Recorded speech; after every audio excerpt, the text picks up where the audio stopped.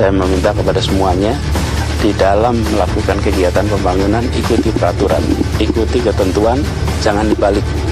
Jangan membangun dahulu baru mengurus izin, tapi pastikan ada izin dulu, semuanya sesuai dengan tata kelola yang ada. Republik ini harus berwibawa di mata semua. Jangan sampai Republik ini kendor, longgar, dan justru takluk melihat pembangunan seperti ini dilakukan tanpa izin yang benar, itu mengganggu kewibawaan negara.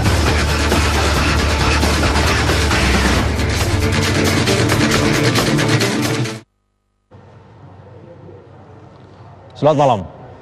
Kalimat terakhir dari Anies Baswedan, Gubernur DKI Jakarta, jangan sampai hal ini mengganggu kewibawaan negara. Artinya bahwa apa yang dilakukannya ketika bulan lalu menyegel Pulau D, persoalannya adalah apakah ini wibawa negara yang ingin ditinggikan atau mengganggu urusan kepastian hukum yang jadi masalah. Banyak orang tidak percaya bahwa ini sekedar untuk memastikan bahwa IMB harus jelas, negara harus kuat dan sebagainya. Jangan-jangan ini hanya sekedar untuk menjadikan bahwa ini ingin menunjukkan janji politik yang dijalankan. Nah, pada malam hari ini dua sisi akan mengajak Anda untuk berdiskusi. Dari sebelah kanan saya ada Pak Taufik Kurrahman, anggota fraksi Partai Demokrat DPRD DKI. Satu kata tentang apa yang dilakukan oleh Anies Baswedan ketika menutup Pulau D. Good job. Good job. Yes. Dari anggota fraksi Gerindra DPRD DKI Jakarta, Pak Syarif, satu kata. Selamat. Good job, selamat. Teruskan. Bagaimana dengan Pak Bestari Barus, Ketua Fraksi Nasdem DPRD DKI Jakarta? Lanjutkan yang sudah dilakukan Ahok. Lanjutkan yang dilakukan oleh Ahok. Bagaimana dengan Pak Inas Nasrullah Zubir, Ketua DPP Partai Hanura? Akal-akalan oleh seorang Anies Baswedan.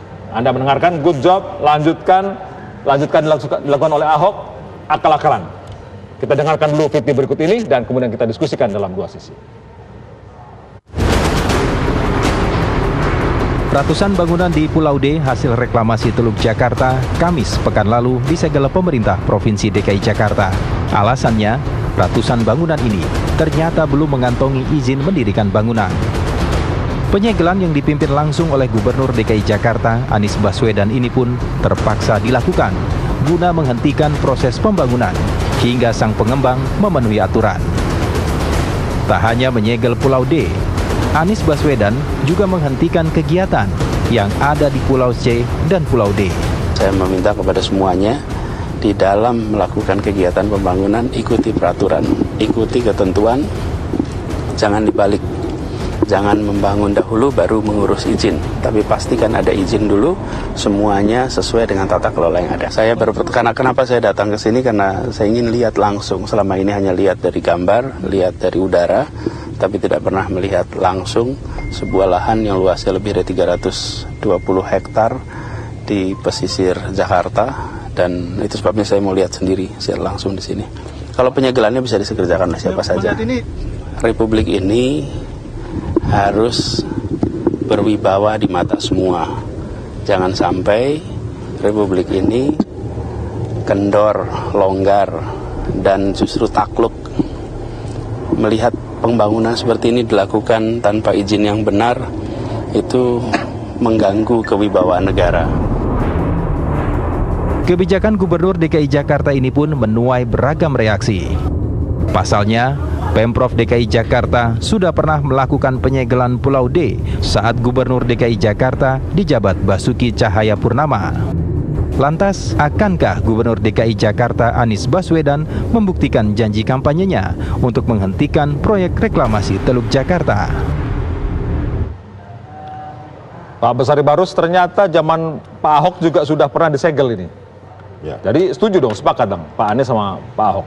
Begini, pertama bahwa kita apresiasi lah yang namanya Pak Gubernur ini kemudian secara terang-terangan di mata publik itu seperti menjemput bola datang ke tempat di mana ada satu pelanggaran. Ya kita setuju saja, sesuatu yang melanggar itu harus ditutup. Ya. Pulau D melanggar ya? Pulau D tidak melanggar. Pulau D tidak melanggar. Yang melanggar itu bangunan aja, ada bangunan di situ yang melanggar. Tapi ini kan dampak daripada bahwa ada hal-hal yang dahulu sudah dilakukan, gitu loh.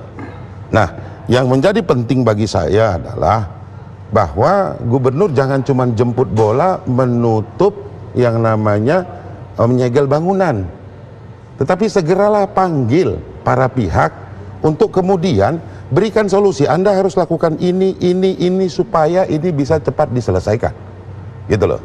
Nah, saya tidak setuju kalau hanya selesai kemudian pada penutupan gitu. Banyak orang yang menggantungkan hidup di sana yang harus juga diperhatikan gitu. Jadi selesainya sesuatu permasalahan bukan menggantung seperti ini, tapi saya yakin kita lihat ke depan apakah memang gubernur punya satu program untuk menyelesaikan ini. Menutup itu hal biasa saja, sama dengan saya parkir sembarangan di jalan kemudian datang dishub tarik, itu sama aja dengan itu gitu, nggak beda ini. Ada sekitar 900 bangunan total di Pulau D yang disegel. Itu artinya nilainya hampir 1 triliun kalau tidak salah. Karena per bangunan itu dijual 11 sampai 18 miliar rupiah. Pak Inas mengatakan ini akal-akalan. Mengapa akal-akalan? Sementara menyalahi hukum yaitu dengan tidak memiliki IEB 900 bangunan itu. Iya, kalau kita lihat secara politiknya aja, bahwa saya 2 kali mendengar Anies mengatakan bahwa hentikan reklamasi. Itu pertama pada saat kampanye. Dari 23 janji kampanye di poin 6 itu Anies mengatakan gitu, kalau dia jadi gubernur DKI dia akan hentikan reklamasi. Itu yang pertama. Dan baru kemarin 4 April yang lalu, 4 April masih nggak nyampe 2 bulan ya. 4 April yang lalu Anies pun masih mengatakan tidak ada di RPJMD DKI, maka harus dihentikan juga ini. Dihentikan juga reklamasi. 2 kali saya dengar, gitu kan. Tetapi tahu dia segel. Untuk apa disegel sih? Pemahaman kita kalau disegel nanti suatu saat bisa dibuka itu segel. Itu segel. Artinya akan jalan lagi. Betul. Jauh hari sudah ngomong di Facebook, saya katakan ini akal-akalannya segel. Nanti juga dilanjut. Nggak berapa hari kan keluar Pergub 58 2018. Di situ jelas sudah ada namanya koordinasi pengelolaan reklamasi. Artinya akan dikelola ini. Jadi menurut Anda akal-akalan sama dengan pencitraan tadi itu? Karena iya. pencitraan. Tujuannya itu bukan lebih dari segar pencitraan. Ini udah ngakalin rakyat gitu loh. Apa tujuannya menurut Anda? Saya kira tujuannya ya sudah jelas lah. Kok siapa ada hengki-pengki nih buntutnya? Antara siapa dan siapa? Antara Aniesnya dengan pengusaha nanti ada hengki-pengki. Saya lihat itu. Oh, kan ada tujuan di 2019. Oh, langsung lari ke situ. Mari kita dengarkan. To the point aja. To the point. Dari Pak Taufikur Rahman. Ya. Silakan, Pak Taufikur Rahman dulu. Saya ingin ke sana dulu karena maaf tadi saya salah sebut. Anda sebagai anggota padahal Anda adalah ketua fraksi. Terima kasih. Nah, saya ralat. Anda mengatakan harus diteruskan karena ini good job gitu ya. Padahal ini akal-akalan. Apa komentar Anda? Yang pertama, ini sudah tepat ya. Ini sudah tepat karena kalau kita bicara hukum, memang bangunan yang ada di atas pulau itu nggak ada izinnya semua. Ya, Pak Bestari baru sudah mengatakan itu. Iya kan? Dan kalau itu dulu dilakukan zaman Ahok, sebenarnya justru yang dilakukan zaman Ahok itu yang merupakan pengelabuan publik. Karena seingat saya pada saat zaman Pak Ahok itu ada 200-an bangunan yang disegel, tapi hari ini ada 900-an. Artinya terus bertambah Walaupun sudah disegel dia masih tambah. Iya. Nah, kita berharap yang kali ini benar-benar serius nyegelnya. Stop dulu semua proses di sana. Kemudian baru kita bicara regulasi yang terkait hal itu, gitu loh. Karena betul memang pada saat kampanye Anies Sandi bilang akan stop reklamasi, dan buktinya kan sekarang memang di stop, reklamasi tidak berlanjut. Nah, tapi terkait pulau yang ada sudah sekarang, bangunan yang sudah ada sekarang, itulah makanya kemudian diterbitkan Badan Koordinasi Badan Koordinasi Reklamasi tadi untuk mengatur pengelolaan reklamasi tadi untuk mengatur. Tinggal nanti kita lihat aja, benar nggak nanti badan pengelola ini kerjanya mengatur reklamasi ini benar-benar punya keberpihakan untuk masyarakat. Kalau bayangan saya sih harusnya di sana lebih banyak untuk pemukiman rakyat miskin, di sana harus lebih banyak ruang terbuka hijau, di sana mesti banyak revitalisasi laut itu sendiri. Karena kalau kita lihat tarik ke belakang lagi di Kepres yang pertama kali dikeluarkan oleh zaman Soeharto itu judulnya adalah untuk revitalisasi dan rehabilitasi. Nah, kalau sekarang kan rekonstruksi untuk kepentingan siapa? Untuk kepentingan pengembang. Nah, itu yang kita tidak mau ke depan. Oke. Pak Sarif yang sebagai pendukung Pak Anies mengatakan bahwa ini harus dilanjutkan. Sementara Pak Inas tadi mengatakan ini urusannya akal-akalan untuk 2019. Ya, orang bisa berpendapat, boleh-boleh saja opini ya. Tetapi mari kita lihat secara objektif bahwa janji kampanye Anies pada saat pilkada sesungguhnya adalah bukan janji seorang Anies. Catat itu, bukan seorang Anies dan Sandi, tapi adalah janji yang dimintakan banyak pihak. Catat itu. Kelompok nelayan dan lain. Tidak ada kepentingan untuk pemenangan. Itu ada tekanan dari kelompok nelayan supaya membuat komitmen lalu menjadi janji politik. Satu ya. Kedua, bahwa terbitnya Pergub 58 ingin menegaskan bahwa pulau-pulau reklamasi itu ada dua hal yang harus dilihat. Pertama adalah pulau reklamasi yang sudah jadi dan rencana. Yang Pergub 58 ini yang disebut oleh Pak Inas adalah akal-akalan. Pergub ini mengatur untuk mencari landasan hukum yang sudah ada. Saya meminjam istilah yang digunakan oleh Mendiang AM Patwa. Ya, AM Patwa itu sangat dekat dengan warga DKI, politisi GAEK yang banyak memberikan pencerahan kepada kita. Dia mengatakan begini, pulau reklamasi itu sejenis sebuah hubungan gelap, perselingkuhan gelap. Sehingga begitu melahirkan pulau tidak ada yang mengakui, tidak ada lagi. Tapi ada itu. Cuman Pak Harto sudah muncul ya. Ya karena itu Pak Mendiang AM4 mengatakan pulau reklamasi adalah sebuah hubungan gelap. Dia jadi, tetapi tidak ada yang mengakui, regulasi kontroversi terus, ya kan? Sehingga hari ini tanggal 4 yang lalu Pak Gubernur menerbitkan Pergub 58 untuk menegaskan 4 pulau yang sudah terbentuk mari kita kelola dengan cara yang baik, dengan cara supaya mensejahterakan masyarakat. Satu. Kedua, ada payungnya juga tentang raperda zonasi dan tata ruang yang terhambat di kemarin itu ya. Nah, kalau sekarang Pulau D yang isi bangunan seperti itu, kadang-kadang mestinya nalar publik itu membaca gini, di dalam satu bangunan itu kan diatur ada GSB-nya, ada GSJ-nya, ada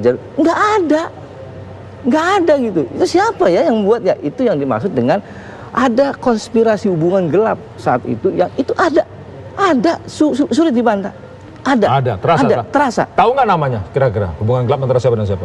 Oh Pak, saya buat bertanya Mendiang Pak nggak jawab dia, nggak jawab waktu itu. Anda tidak merasakan sekarang sebagai anggota dewan? Enggak. Jadi ingin menegaskan bahwa ini adalah komitmen gubernur untuk penegakan aturan. Nah, kalau yang 4 pulau itu dibenahi untuk kepentingan rakyat, mari kita dukung. Pencitraan? Oh enggak, sama sekali tidak pencitraan. Kita break dulu. Kami akan ajak Anda untuk memperdalam apa yang sudah dipikirkan oleh 4 narasumber yang sudah membongkar tentang bagaimana ini good job, lanjutkan Pak Ahok, dan itu akal-akalan dari Pak Anies. Kami akan kembali dua sisi untuk melihat lebih jauh tentang pernyataan-pernyataan mereka. Sesaat lagi.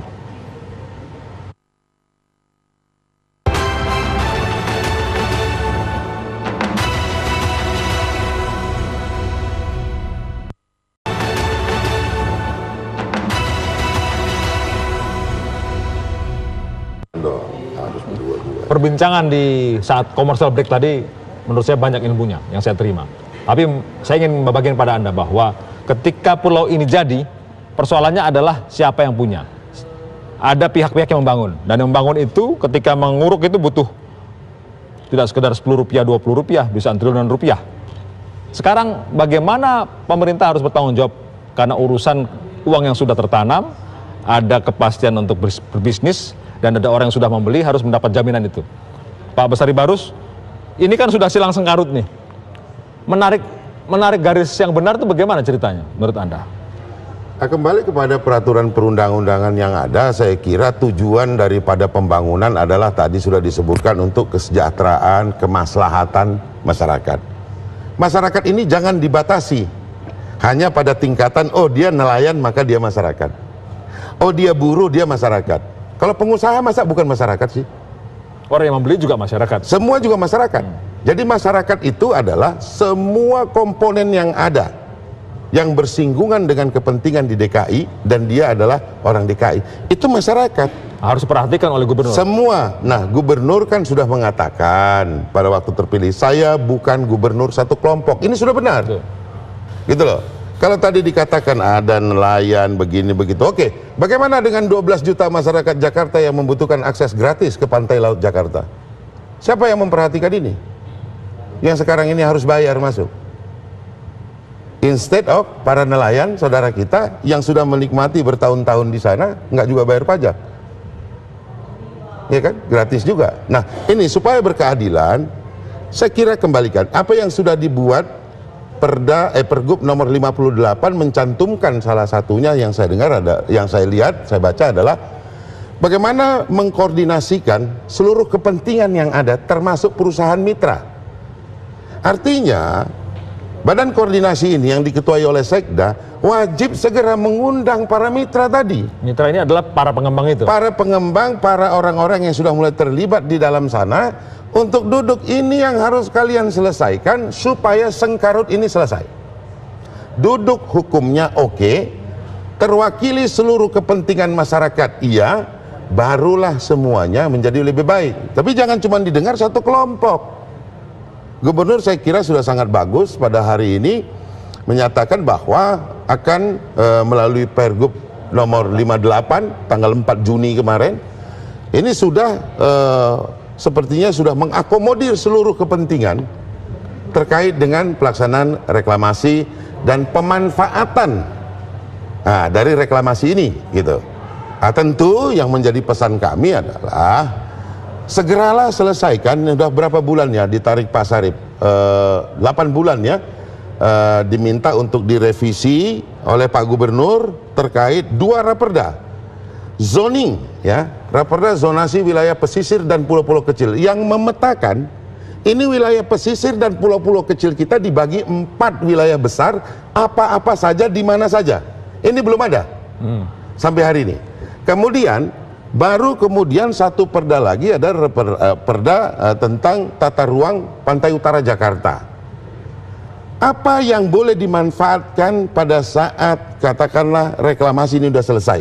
Zoningnya apa? Dalam satu pulau reklamasi kemudian boleh bangun apa? Ini juga belum ada. Lantas yang dikatakan bahwa ini melanggar ini orang belum ada apa-apa di atasnya peraturannya. Apa alas dasar hukumnya untuk mengatakan itu sebagai pelanggaran? Itu dia. Silakan. Jadi begini. Dalam Pergub 58 dengan tegas statement juga Pak Anies bahwa kita menghentikan rencana reklamasi yang 13 pulau itu. Catat itu, yang 4 yang sudah ada akan didorong dalam bentuk BKP ini. Usulan Pak Bestari akan diundang stakeholder, iya. Saya sudah berundang dengan Pak Gubernur, memang akan diundang. Sambil lalu juga didialogkan dengan raperda yang mangkrak ini. Jadi saya katakan apa yang melanggar? Pak Bestari, bagaimana tidak melanggar? Di dalam tata ruangnya belum ada kok. GSJ-nya mana, GSB-nya mana? Dia buat sendiri kan? Yang dia itu siapa? Yang 939 bangunan itu mana GSB-nya, mana GSJ-nya? Ya, pengembangnya nggak belum beresin itu. Kalau kita tarik ke sana, Pak Sarip, kalau kita tarik ke sana juga kita nggak tahu nih siapa yang punya. Gitu. Rencana tata ruangnya belum ada, itu yang disebut dengan melanggar, gitu loh. 9 bulan ditunda oleh Pak Gubernur ini. Itu yang disebut melanggar. Pulaunya ilegal juga. Nah, kalau pulau saya lebih condong. Tidak ilegal. Ada perpresnya lebih cenderung mengatakan pendapat Mendiang AM Patwa. Ini barang ini sulit mengakui bersama gitu, tapi ada gitu loh. Dan membawa manfaat banyak ada, tetapi sulit diakui gitu. Masalah pengakuan aja sebetulnya. Sebetulnya coba ini beliau bilang ini pulaunya ilegal. Ini bilang enggak ini? Kalau kaitannya tadi dengan investasi pengembang ya, yang sudah triliunan rupiah itu pasti itu. Ya itu kan bagian dari resiko bisnis. Kan biasa kalau bisnis untung rugi kan? Sesederhana itu. Iya. Kalau duitnya cuma 10.000 20.000. Ya artinya pengembang terlalu berani, belum ada aturan yang jelas, belum ada pasti kan ada MOU di situ, ada ISO. Kejelasan dari awal kok tiba-tiba berani bangun gitu. Kalau saya sih malah mendukung jangan cuma disegel tapi bongkar aja sekalian tuh bangunan yang ada di situ. Oke, silakan Pak Inas. Jadi ya menarik tadi karena kalau kita lihat di janjinya Anies juga di tanggal 4 April yang lalu dikatakan bahwa harusnya reklamasi itu kepentingan rakyat banyak, bukan hanya pengusaha. Ini jelas, statement ini jelas. Artinya apa? Yang sudah ada, kalau menurut saya yang sudah ada ini bangun yang 932 bangunan yang ada, udah kalau memang untuk kepentingan rakyat banyak, jadiin aja itu sekolahan. Bukan. Rumah susu. Jadi kandang itu walet, sarang burung walet. Iya dong. Ini kan buat kepentingan rakyat banyak kata Anies. Kalau kepentingan rakyat banyak, jadiin sarang burung walet. Kenapa begitu? Nah, untuk Rumah kepentingan sakit dong, masyarakat. sekolah dong. Kenapa? Rumah sakit, sekolah. Ya salah satunya boleh lah. Rumah sakit. Itu Ini nyindir kalau nih, Pak kalau Anies kalau ini. konsisten. Nah, Pak Anies ini Kalau nyindir. konsisten. Kalau Pak Anies konsisten, monggo. Jadiin rumah sakit kek, atau jadiin sekolah kek, Iya. atau kalau sarang burung walet tuh yang ruko-ruko yang udah jadi, kan tinggi tuh. Cocok untuk sarang burung walet. Iya, Itu yang tapi- pertama. Lantas yang kedua. Nah, sebentar, selesaikan dulu. Yang kedua, saya melihat bahwa reklamasi ini kalau memang benar-benar Pak Anies ini serius untuk kepentingan rakyat banyak, udah ada yang udah jadi ini semua pulau, jadiin taman, hutan kota Dulu. untuk paru-paru Jakarta Jadi aja. dibongkar semua gitu maksudnya? Bukan yang baru ada bangunan di Pulau D. Ya. Yang lain kan masih kosong. Yang kosong ini tanamin aja, tanaman hutan, tempat rekreasi masyarakat Jakarta atau masyarakat Indonesia dan juga paru-paru kota. Itu loh. Kalau memang serius untuk kepentingan rakyat banyak harusnya lakukan itu. Jangan nanti sama kata Pak siapa? Pak Sarif. Pak Sarif nanti hubungan gelap lagi. Kan ini kelihatannya hubungan gelap mau diresmiin nih. Oh, jauh. Enggak, hubungan gelap mau Nggak diresmiin. begitu, nggak Jangan begitu. sampai dong hubungan gelap diresmiin oke aja sih. Tapi anaknya tetap anak gelap kan, gitu loh. Tapi saya kira begini Pak Sarif ya. Mau dijadikan apapun itu, ya, bangunan yang ada atau yang belum ada, pulau mau diapakan, itu nggak masalah. Selama landasan hukumnya ada, yaitu apa? Perda tata ruang. Dan zonasi. Dan Anda cari yang paling bawah dulu ya buat beres ya. benar, supaya sekarang gini, Gubernur, Nah makanya tadi saya bilang ilegal karena dasar hukumnya belum ada. Coba cek di Perpres tahun 2012 bahwa untuk ngebangun, untuk melakukan Begini dulu, reklamasi harus ada yang namanya saya perda yang tadi iya, Bapak sebutkan. Tapi buka lagi, itu ada buffernya. Pada saat kenapa itu harus begitu? Ketika yang namanya Undang-Undang Nomor 26 kemudian direvisi menjadi Undang 27, kemudian direvisi Undang-Undang 1 Nomor tahun 2014. Itu baru mencantumkan ketika Anda ingin melakukan reklamasi dan membangun, maka terlebih dahulu selesaikan yang namanya perda tata ruang dan perda zonasi wilayah pesisir. Yang sebelum itu memakai Pergub nomor 8 Pak, tahun 1995, terjemahan atau terjemahan daripada PP 52 tahun 95. Kan ini yang dirunut dulu gitu. Ya Pak Anies lihat itu dulu dah, beresin dulu di situ. Ya saya kira memang setelah perda ini, setelah Undang-Undang Nomor 1 tahun 2014 disyaratkan tidak bisa bangun kecuali ente sudah selesaikan dulu yang namanya peraturan perda zonasi pesisir dan pulau-pulau kecil serta perda tentang tata ruang pantai utara Jakarta. Kan ini nih, gitu loh. Nah sekarang ini pergub.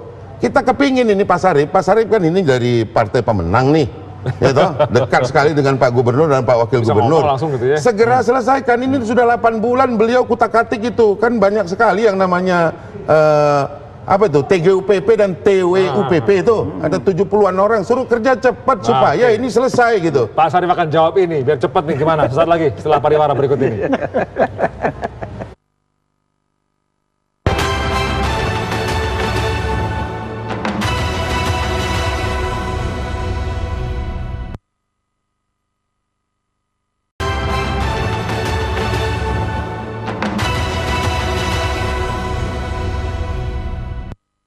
Kenapa ini kita lakukan? Yang membedakan adalah dulu-dulu pernah dipasang segel, tetapi segel itu pun sudah tidak ada sekarang. Tidak mungkin ada IMB sebelum ada rencana tata ruang, dan hari ini belum ada rencana tata ruang. Karena itu yang mau kita lakukan adalah menata seluruh kawasan utara Jakarta. Kita mengikuti semua ketentuan tentang reklamasi. Reklamasi ini diatur lewat Perpres nomor 52 tahun 95. Dalam Perpres itu diharuskan ada badan pengelola reklamasi. Badan pengelola reklamasi ini yang membuat semacam master plan atau roadmap tentang pengelolaan hasil reklamasi.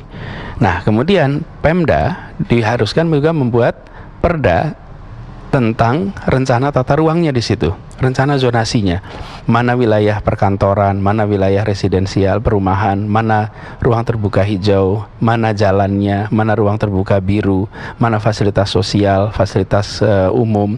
Jadi itu semua sekarang belum ada. Jadi hamparan tanah seluas 300 hektar lebih di Pulau D itu belum ada rencana tata ruang di sana. Nah, kami akan meluruskan seluruh proses ini.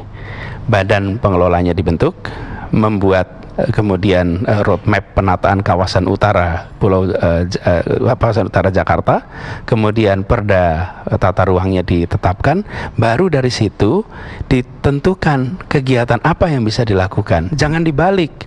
Kalau yang sekarang terjadi adalah lahan kosong sudah dibangun, banyak bangunan. Kalau saya tanya misalnya, kenapa bentuk jalannya seperti sekarang? Mendasarkan pada apa? Tidak ada jawabnya. Ya mendasarkan pada perancangnya saja. Mengikuti aturan kota, belum ada aturannya. Mengikuti rencana tata kota, belum ada.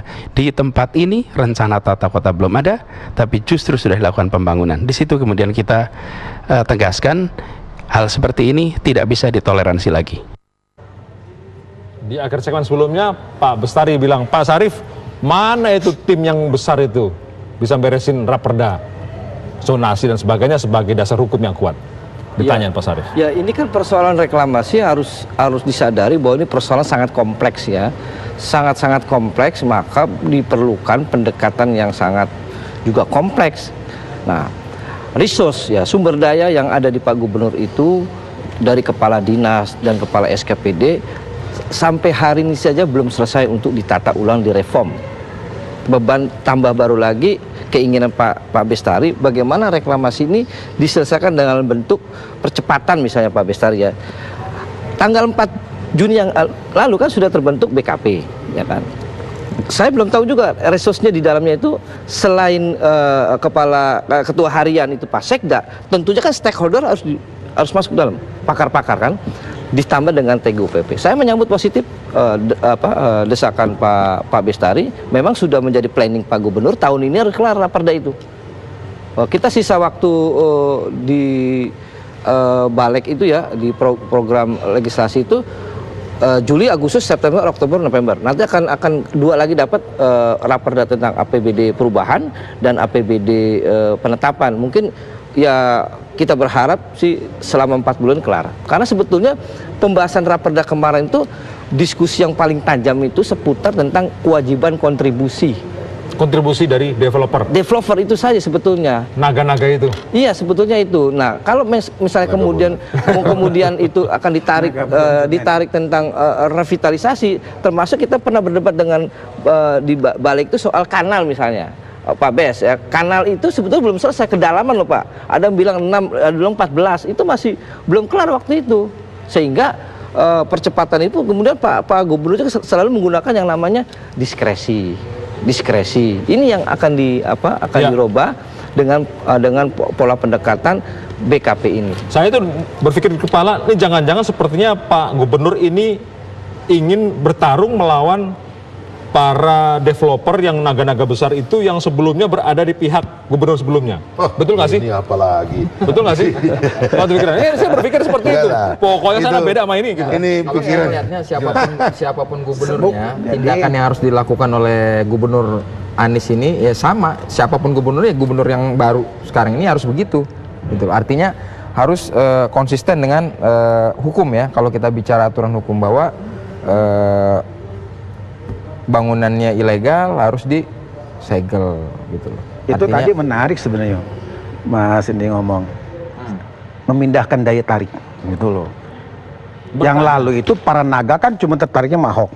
Waduh, kayaknya cuma hormatnya ke sana. Cuma sekarang gubernur yang saya bilang, ini ada gua nih di sini loh, hormatnya lo balik badan dong ke gua gitu loh. Jadi makanya muncullah pergub yang tadi. Sebetulnya bukan ke Ahok lah, tapi ke gubernur. Kalau Ahok itu nggak gubernur, nggak juga ada yang datang ke dia kan begitu nih. Sama dengan Pak Anies sekarang. Itu jadi bohirnya ya kan? Gitu. Nggak mungkin lah Pak Anies cuman bawanya Ahok tuh masih nempel di sono gitu kan. Masih nempel. Pak Anies bilang, ini ada gua di sini dong. Balik badan dulu dong. Nah, gitu. Saya udah baca pergub yang baru itu tentang Badan Koordinasi Pengelolaan Reklamasi. Cuma saya ngelihat kok sepertinya kurang ya keterlibatan masyarakat. Nah, kita berharap masyarakat yang mana nih? Ntar pertanyaan seperti ini. Begini. Nah, maksudnya masyarakat yang terkena dampak langsung ya dari adanya pembangunan itu. Iya, artinya stakeholder lah. Kalau tadi Pak Syarif bilang pakar-pakar itu kan bagian dari masyarakat Nggak juga ada pakar. gitu. Di dalam komponen itu tidak ada pakar. Maksud saya Ya. kalau kita bicara konsep partisipatori ya, bahwa kan filosofinya kan bahwa separuh keberhasilan pembangunan itu ketika perencanaannya matang. Nah, dari mulai perencanaannya harusnya masyarakat juga ikut terlibat gitu, sehingga tidak hanya datang dari atas gitu loh, kira-kira begitu. Mungkin saya bisa sampaikan bahwa ada 18 SKPD yang menjadi anggota dari organisasi BKP, ketuanya Sekda, wakilnya adalah asisten pembangunan. Nah, setelah mereka ini terbentuk dan di-SK-kan oleh gubernur, mereka boleh mengundang para pihak. Itu, para pihak itu bisa saja adalah para masyarakat, kemudian juga ahli tata ruang, ahli penataan kota, kemudian masyarakat nelayan, masyarakat Jakarta yang mewakili 12 juta yang butuh pantai gratis, ya, anggota dewan, boleh saja siapa saja gitu. Itu kewenangan dari BKP untuk mengkoordinasikan kepentingan-kepentingan ini semuanya. Barulah nanti hasil itu dilaporkan kepada gubernur. Ini loh yang menjadi masukan dari seluruh stakeholder dalam nanti menyelesaikan yang namanya Raperda Pantura dan Raperda Zonasi Wilayah Pesisir dan Pulau-Pulau Kecil.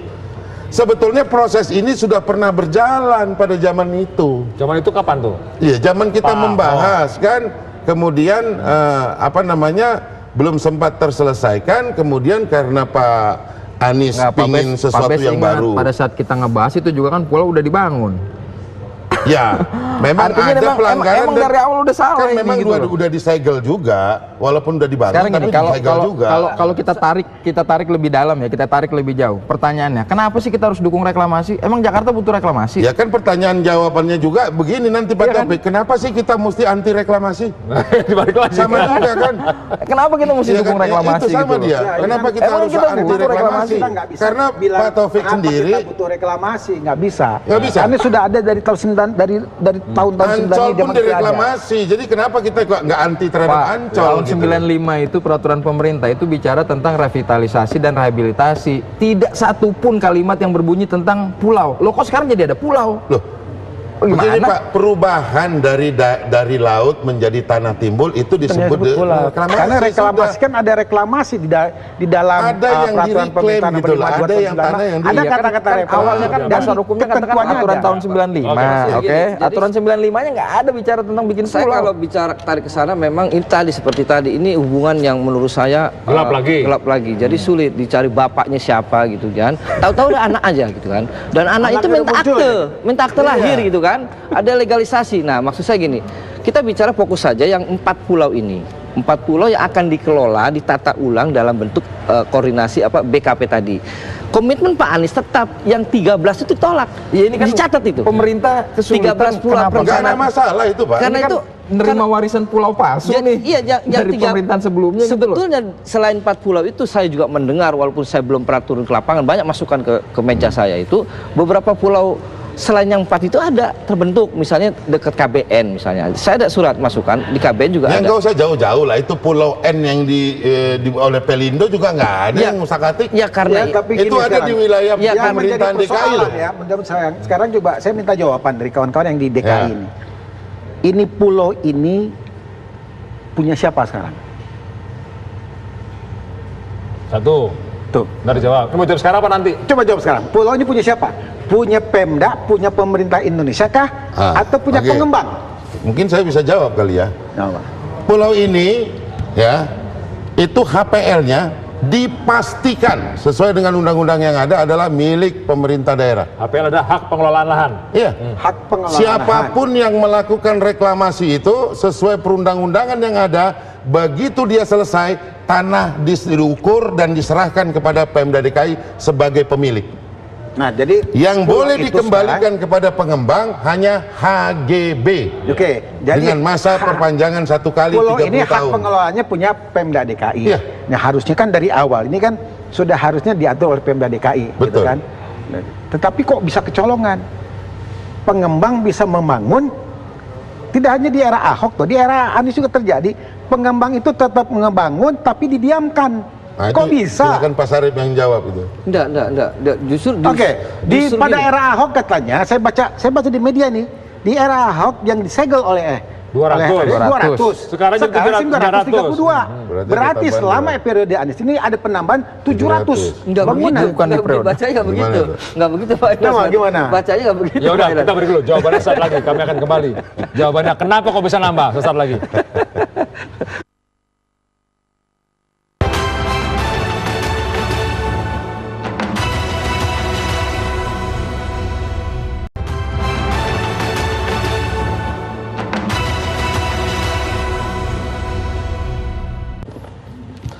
Di ujung, tadi ada pertanyaan terakhir dari Pak Inas. Kalau bisa nama 700. Ya, dari 200 menjadi 900 itu sekarang kan sudah siap huni sebetulnya. Sudah siap huni. Rupanya Pak Anies nggak memperhatikan Nah, itu. Tadi kan bilangnya begitu. Justru ya? saya ingin katakan bahwa pembangunan itu selesai itu sekitar 1 tahun yang lalu. 1 tahun yang lalu. Jadi bukan dan zamannya Pak sesungguhnya yang disegel itu pernah 2 tahun yang lalu disegel oleh Pak Ahok. Dan ada catatan kalau jejak digital kita kelihatan bahwa Pak Ahok ketika menyegel itu sasarannya berbeda. Coba buka lagi di pemberitaan yang lalu. Pak Ahok menyegel dalam konteks ingin mencari denda. Oke. Cari Urus duit. enggak denda, jangan duit. Urus IMB-nya lalu ada denda. Setelah itu baru beres, boleh bangun. Tapi karena tidak ada raperda itu, kemudian tidak bisa tarik denda juga. Oke. Tidak bisa ditarik denda juga. Kan Apa Pak dasarnya? Ahok lagi cuti. Enggak, waktu 2 tahun yang lalu. 2 tahun yang lalu. Oh, 2 tahun. 2 tahun yang lalu. Oke. 2,5 tahun yang lalu Pak Ahok juga menutup menyegel itu dengan alasan tidak ada IMB, kemudian dalam rangka menarik denda. Oke. Oke ya. Nah, pertambahan dari 200 menjadi 900 adalah bukan tahun ini, bukan zaman Anies, sebenarnya tahun yang lalu. Oke. Sekarang di ujung. Menurut Anda sebaiknya bagaimana? Ya, sorry, tambahan. Jangan-jangan BKP ini sebetulnya bentuk nanti Pak Anies juga akan terusin reklamasi sebetulnya. Tidak, saya garansi tidak. Oke, Saya yakin? garansi tidak, 13 pulau tidak akan diteruskan. Kalaupun ada pembangunan dalam tanda kutip adalah pembangunan yang dan harus sama-sama kita awasi. Jadi menurut Anda Pak Anies sudah benar? Rakyat bersama-sama dengan pemerintah harus mengawasi bareng-bareng. Oke. Pak Besari, komentar terakhir. Saya kira apa yang dilakukan Pak Anies sudah baik. Dalam rangka meneruskan reklamasi ini butuh aturan-aturan yang memang harus dipatuhi dan untuk kejelasan bagi seluruh masyarakat Jakarta. Oke. Pak Taufik Rahman, komentar terakhir. Pertama saya mau menambahi sedikit, bisa saja dari 200 menjadi 900 ini terjadi juga di zaman sejak Anies menjabat. Bisa saja ya, kan kita nggak ada yang tahu kan. 6 bulan. Mungkin saja dari pihak Pemda, anak buahnya Pak Anies ini ada pembiaran. Nah kan ketahuan nama Pak Anies, makanya Pak Anies ngambil langkah tegas, segel langsung. Makanya good job menurut Anda itu ya. Terus yang terakhir, saya berharap bahwa badan yang baru dibentuk ini benar-benar bisa berpihak untuk rakyat. Jadikan saja wilayah pulau tersebut wilayah konservasi sesuai dengan zonasi yang ada di Kementerian KKP. Pembangunan baru walet nanti itu. Ya, pokoknya jadikan wilayah konservasi, jadikan ruang terbuka hijau. Saya Developer setuju tadi kehilangan nih. duit tuh kalau gitu. Kan tadi saya bilang ini urusan bisnis. Oke. Developer untung rugi biasa. Walaupun triliunan. So what? Sobat. Terakhir Pak Inas, pencitraan. Silakan. Apakah Pulau D nanti, rumah-rumah yang ada di Pulau D, bangunan-bangunan Pulau D, seperti yang diharapkan oleh kawan-kawan di tempat konservasi atau sarang burung walet? Saya yakin tidak. Akan kembali kepada pengembang untuk dijadikan keuntungan untuk pengembang. Dan jangan salah, di situ ada kepentingan buat 2019. Yang untung siapa itu nanti? 2019 itu. Ya, yang untuk yang memberi kesempatan pada pengembang untuk memanfaatkan itu untuk mencari keuntungan. Saya nggak ikut-ikutan. Terima kasih telah bersama kami. Itulah urusan reklamasi. Jangan-jangan ada yang diuntungkan dan itu apakah gubernur atau bukan kita lihat nanti pada 2019 tentunya. Terima kasih telah bersama kami di Dua Sisi. Bapak-bapak, terima kasih. Sampai jumpa pada kesempatan berikutnya. Selamat malam.